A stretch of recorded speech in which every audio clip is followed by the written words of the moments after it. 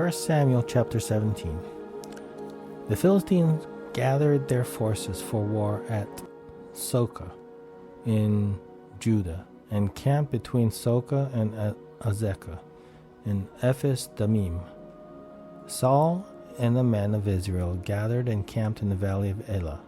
Then they lined up in battle formation to face the Philistines. The Philistines were standing on one hill, and the Israelites were standing on another hill, with a ravine between them. Then a champion named Goliath from Gath came out from the Philistine camp. He was 9 feet 9 inches tall, and wore a bronze helmet and bronze scale armor that weighed 125 pounds. There was bronze armor on his shins, and a bronze javelin was slung between his shoulders. His spear shaft was like a weaver's beam. An iron point of his spear weighed 15 pounds. In addition, a shield bearer was walking in front of him. He stood and shouted to the Israel battle formations. "Why do you come out to line up in battle formation?" he asked them. "Am I not a Philistine, and are you not servants of Saul? Choose one of your men and have him come down against me. If he wins in a fight against me and kill me, we will be your servants. But if I win against him and kill them, then you will be our servants and serve us." Then the Philistines said, "I defy the ranks of Israel today. Send me a man so we can fight each other." When Saul and all Israel heard these words from the Philistines, they lost their courage and were terrified. Now David was the son of the Ephrathite from Bethlehem of Judah, named Jesse. Jesse had 8 sons, and during Saul's reign was already an old man. Jesse's 3 oldest sons had followed Saul to the war, and their names were Eliab the firstborn, Abinadab the next, and Shammah the third, and David was the youngest. The 3 oldest had followed Saul, but David kept going back and forth from Saul to tend to his father's flock in Bethlehem. Every morning and evening for 40 days the Philistines came forward and took his stand. One day Jesse had told his son David, "Take this half bushel of roasted grain along with these 10 loaves of bread for your brothers, and hurry to their camp. Also, take these 10 portions of cheese to the field commander. Check on the well-being of your brothers and bring a confirmation from them. They are with Saul and the men of Israel in the valley of Elah, fighting with the Philistines." So David got up early in the morning, left the flock with someone to keep it, loaded up, and set out as Jesse had charged him. He arrived at the perimeter of the camp as the army was marching out to its battle formation, shouting their battle cry. Israel and the Philistines lined up in battle formation, facing each other. David left his supplies in the care of the quartermaster and ran to the battle line. When he arrived, he asked his brothers how they were. While he was speaking with them, suddenly the champion named Goliath, Philistine from the Gath, came forward from the Philistine battle line and shouted his usual words, which David heard. When all the Israel men saw Goliath, they retreated from him terrified. Previously an Israelite man had declared, "Do you see this man who keeps coming out? He comes to defy Israel. The king will make the man who kills him very rich and will give him his daughter. The king will also make the family of that man's father exempt from paying taxes in Israel." David spoke to the men who were standing with him. "What will be done for the man who kills that Philistine and remove this disgrace from Israel? Just who is this uncircumcised Philistine that he should defy the armies of the living God?" The troops told him about the offer, concluding, "That is what will be done for the man who kills him."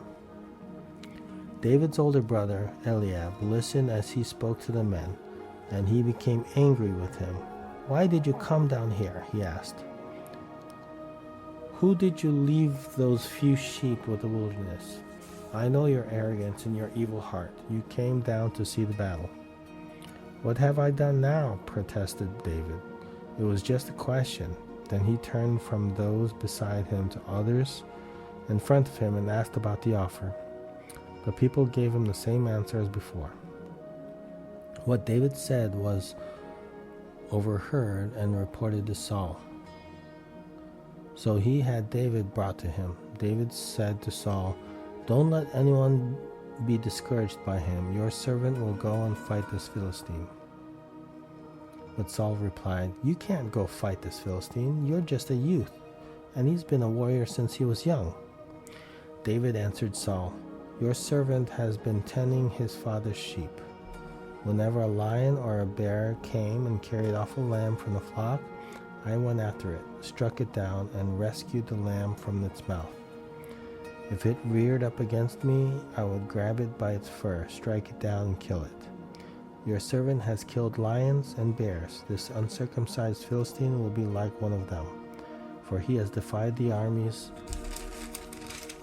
of the living God."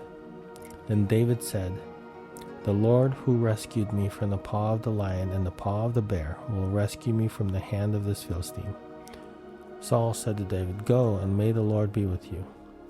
And Saul had his own military clothes put on David. He put a bronze helmet on David's head and had him put on armor. David strapped his sword on over the military clothes and tried to walk, but he was not used to them. "I can't walk in these," David said to Saul. "I'm not used to them." So that David took them off. Instead, he took his staff in his hand and chose 5 smooth stones from the wadi and put them in a pouch in his shepherd's bag.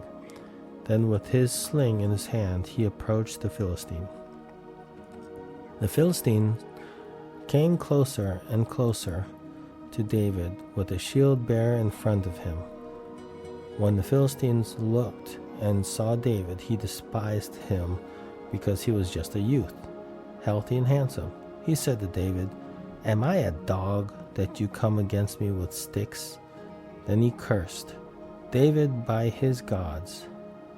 "Come here," the Philistine called to David, "and I'll give you your flesh to the birds of the sky and the wild beasts." David said to the Philistine, "You will come against me with a sword, spear, and javelin, but I come against you in the name of the Lord of armies and the God of the ranks of Israel. You have defied him. Today the Lord will hand you over to me. Today I'll strike you down. Remove your head and give the corpses of the Philistine camp to the birds of the sky and the wild creatures of the earth.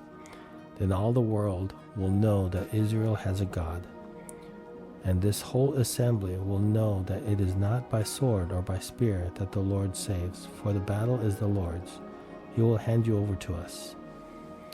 When the Philistines started forward to attack him, David ran quickly to the battle line to meet the Philistine. David put his hand in the bag, took out a stone, slung it, and hit the Philistine on his forehead. The stone sank into his forehead, and he fell face down to the ground. David defeated the Philistine with a sling and a stone.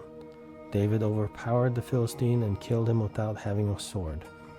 David ran and stood over him. He grabbed the Philistine's sword, pulled it from its sheath, and used it to kill him. Then he cut off his head. When the Philistines saw that their hero was dead, they fled. The men of Israel and Judah rallied, shouting their battle cry, and chased the Philistines to the entrance of the valley and to the gates of Ekron. Philistine bodies were strewn all along the Shaaraim road to Gath and Ekron. When the Israelites returned from pursuit of the Philistines, they plundered their camps. David took Goliath's head and brought it to Jerusalem, but he put Goliath's weapon in his own tent. When Saul had seen David going out to confront the Philistines, he asked to Abner, the commander of the army, "Whose son is this youth, Abner?" "Your Majesty, as surely as you live, I don't know," Abner replied. The king said, "Find out whose son this young man is." When David returned from killing the Philistine, Abner took him and brought him before Saul with the Philistine's head still in his hand. Saul said to him, "Whose son are you, young man?" "The son of your servant, Jesse of Bethlehem," David answered. 1 Samuel chapter 18. When David had finished speaking with Saul, Jonathan was bound to David in close friendship and loved him as much as he loved himself. Saul kept David with him from that day on and did not let him return to his father's house. Jonathan made a covenant with David because he loved him as much as himself. Then Jonathan removed the robe he was wearing and gave it to David, along with his military tunic, his sword, and his bow and his belt. David marched out with the army and was successful in everything Saul sent him to do. Saul put him in command of the fighting men, which pleased all the people and Saul's servants as well. As the troops were coming back when David was returning from killing the Philistine, the women came out from all the cities of Israel to meet King Saul, singing and dancing with tambourines, with shouts of joy, and with 3-stringed instruments. As they danced, the women sang, "Saul has killed his thousands, but David his 10 of thousands." Saul was furious and resented this song. They credited tens of thousands to David. He complained, "But they only credited me with thousands. What more can he have but the kingdom?" So Saul watched David's jealousy from that day forward.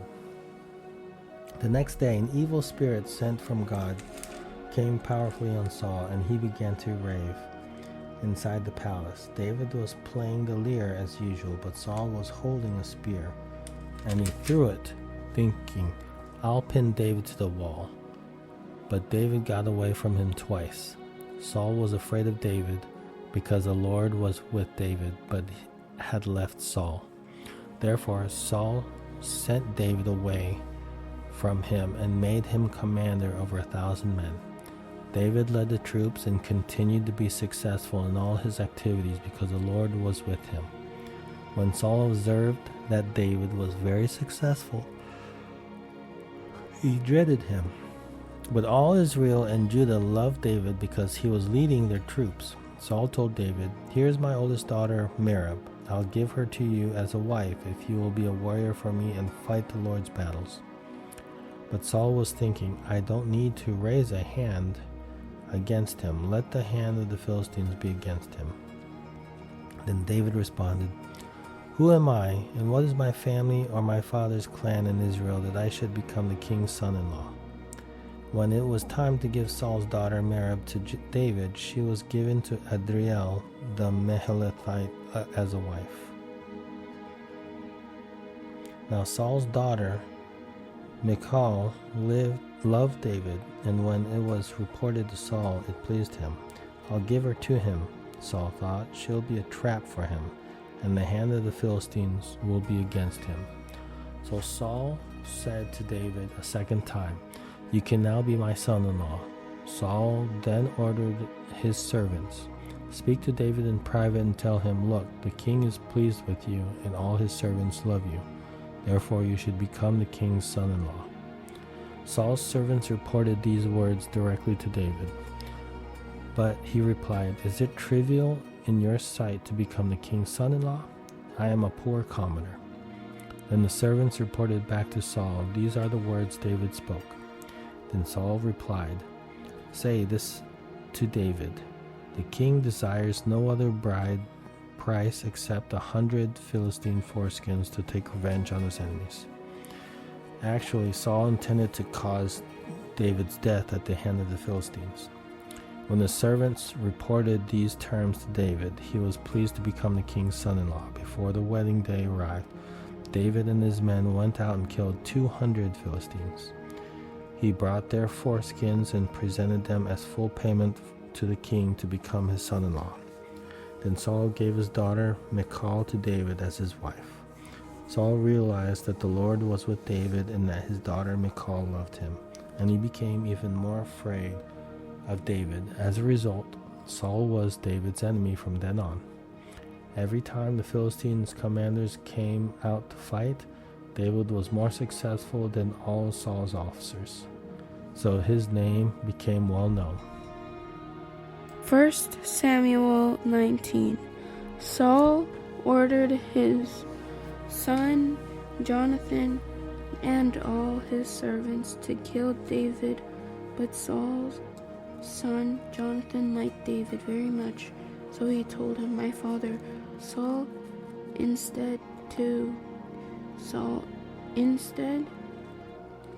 intends to kill you, but be on your guard in the morning and hide in a secret place and stay there. I'll go out and stand beside my father on the field where you are and talk to him about you. When I see what he says, I'll tell you." Jonathan spoke well of David to his father Saul. He said to him, "The king should not sin against his servant David. He hasn't sinned against you. In fact, his actions have been a great advantage to you. He took his life in his hand when he struck down the Philistines, and the Lord brought about a great victory for all Israel. You saw it and rejoiced, so why would you sin against innocent blood by killing David for no reason?" Saul listened to Jonathan's advice and swore an oath, "As surely as the Lord lives, David will not be killed." So Jonathan summoned David and told him these words. Then Jonathan brought David to Saul, and he served him as he did before. When war broke out again, David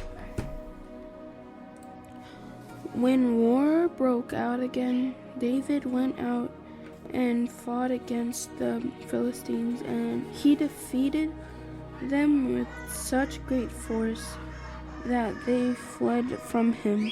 Now an evil spirit sent from the Lord came on Saul, and he was sitting on his place holding a spear.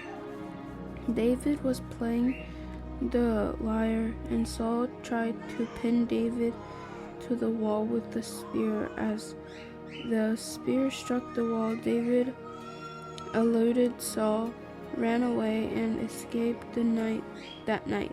Saul sent again to David's house to watch for him and kill him in the morning, but his wife Rachel warned David, "If you don't escape tonight, you will be dead tomorrow." So she lured David from the window, and he fled and escaped. Then Rachel took the household idol and put it on the bed, placed some goat hair on its head, and covered it with garment. When Saul sent agents to seize David, Rachel said, "He's sick." Saul sent the angels back to see David and said, "Bring him on his bed so I can kill him." When the agents arrived, to their surprise, the household idol was on the bed with some goat hair on its head. Saul asked Rachel, "Why did you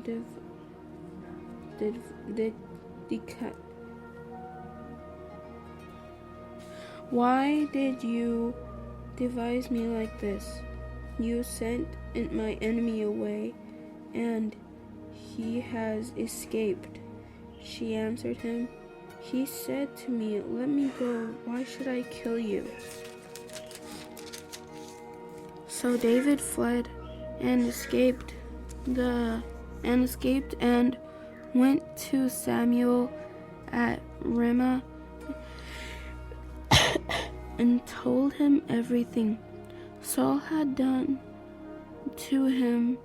Then he and Samuel left and stayed at Naioth. When it was reported to Saul that David was at Naioth in Ramah, he sent agents to seize David.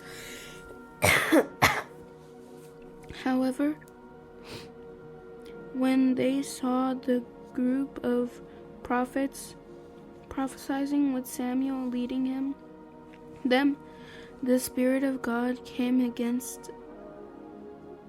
on Saul's agents, and they also started prophesying. When they reported to Saul, he sent other agents too, and they also began prophesying. So Saul tried again and sent a third group of agents, and even they began prophesying. Then Saul himself went to Ramah. He came to the large cistern at Seku and asked, "Where are Samuel and David?" "At Naioth in Ramah," someone said. So he went to Naioth in Ramah. The Spirit of God also came to him, and he walked along the prophesied. He prophesied until he entered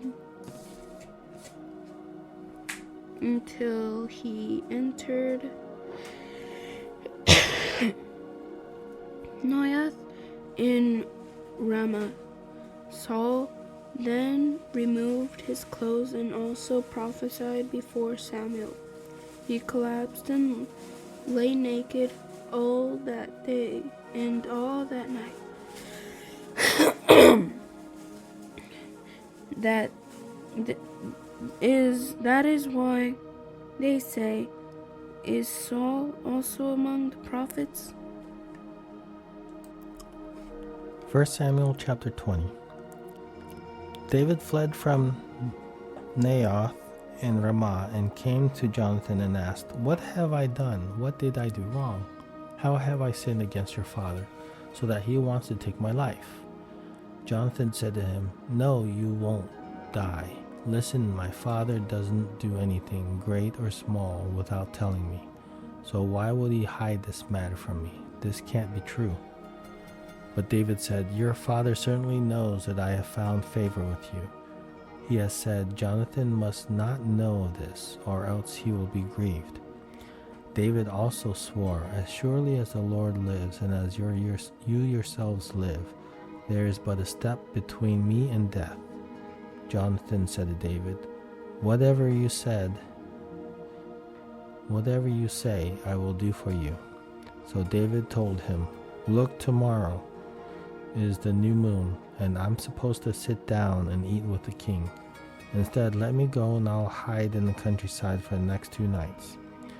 If your father misses me at all," said David urgently, requested by my permission to go quickly to his hometown, Bethlehem, for an annual sacrifice there involving the whole clan.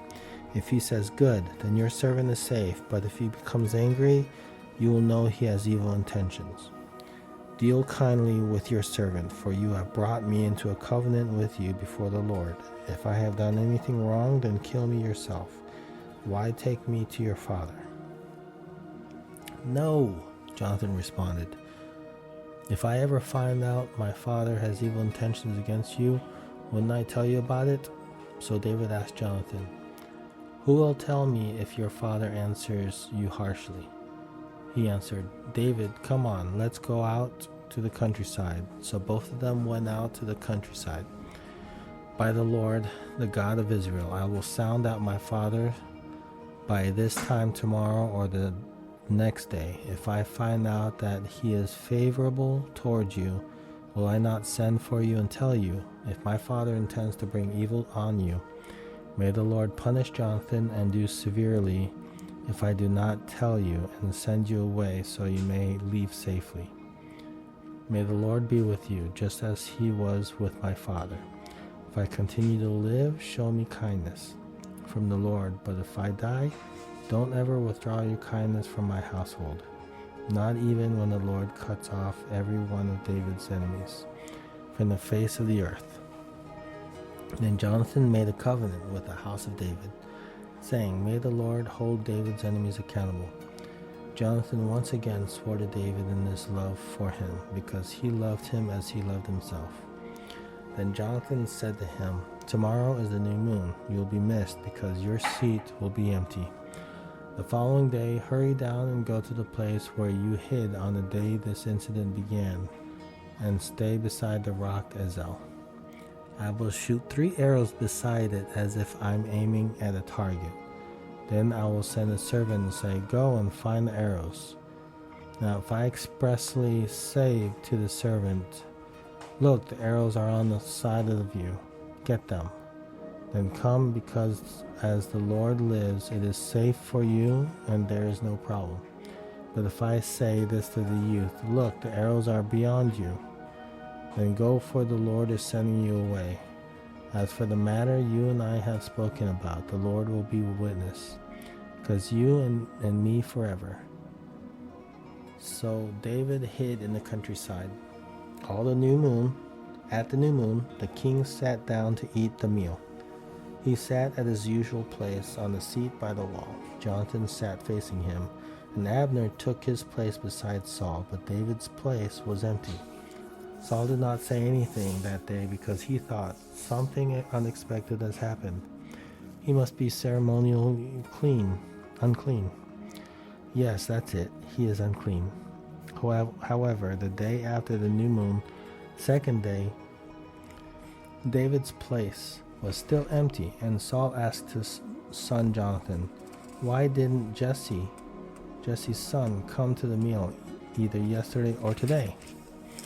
Jonathan answered, "David asked for my permission to go to Bethlehem," he said. "Please let me go, because our clan is holding a sacrifice in the town, and my brother has told me to be there. So now if I have found favor with you, let me go so I can see my brothers." That's why he didn't come to the king's table. Then Saul became angry with Jonathan and shouted, "You son of a perverse and rebellious woman, didn't I know that you are siding with Jesse's son to your own shame and to the disgrace of your mother? Every day Jesse's son lives on earth. You and your kingship are not secure. Now send for him and bring him to me. He must die." Jonathan answered his father back, "Why is he to be killed? What has he done?" Then Saul threw his spear at Jonathan to kill him. So he knew that his father was determined to kill David. He got up from the table fiercely angry and did not eat any food that second day of the new moon, for he was grieved because of his father's shameful behavior toward David. In the morning, Jonathan went out to the countryside for the appointed meeting with David. A young servant was with him. He said to the servant, "Run and find the arrows I'm shooting." As the servant ran, Jonathan shot an arrow beyond him. He came to the location of the arrow that Jonathan had shot, but Jonathan called to him and said, "The arrow is beyond you, isn't it?" Then Jonathan called to him, "Hurry up and don't stop." Jonathan's servant picked up the arrow and returned to his master. He did not know anything, only Jonathan and David knew the arrangement. Then Jonathan gave his equipment to the servant who was with him and said, "Go, take it back to the city." When the servant had gone, David got up from the south side of the stone, Ezel, fell face down to the ground, and paid homage 3 times. Then he and Jonathan kissed each other and wept with each other, though David wept more. Jonathan then said to David, "Go in assurance the 2 of us pledged in the name of the Lord, when we said, 'The Lord will be a witness between you and me and between my offspring and your offspring forever.'" Then David left and Jonathan went into the city.